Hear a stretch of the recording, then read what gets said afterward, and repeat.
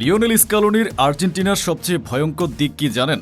তারা সবসময় প্রতিপক্ষকে ডমিনেট করে না, কিন্তু যখন মনে হবে ম্যাচটা শেষ, আর্জেন্টিনা হারতে যাচ্ছে, ঠিক তখনই শুরু হয় তাদের সবচেয়ে ভয়ঙ্কর রূপ। এবার সেই পরীক্ষার মঞ্চ 2026 বিশ্বকাপের ফাইনাল।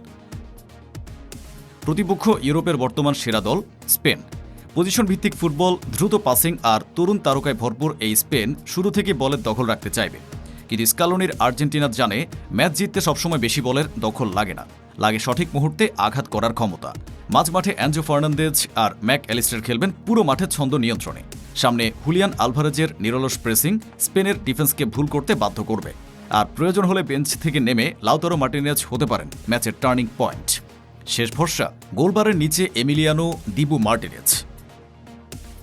স্কালোনির সবচেয়ে বড় শক্তি হল ম্যাচ চলাকালীন পরিকল্পনা বদলে ফেলার ক্ষমতা। প্রতিপক্ষের দুর্বলতা বুঝে কয়েক মিনিটের মধ্যে বদলে দেন পুরো কৌশল।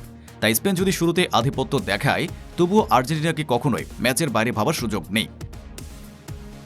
2022 বিশ্বকাপে সৌদি আরবের ধাক্কা, নেদারল্যান্ডসের বিপক্ষে ফিরে আসা, ফ্রান্সের বিপক্ষে ঐতিহাসিক ফাইনাল, সব জায়গাতে এই দল প্রমাণ করেছে তারা শেষ বাঁশি বাজার আগে হার মানে না।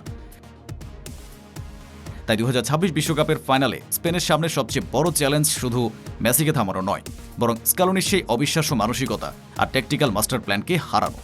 কারণ এই আর্জেন্টিনার সবচেয়ে বড় পরিচয় একটাই, শেষ বাঁশি বাজা পর্যন্ত তারা কখনোই শেষ হয়ে যায় না।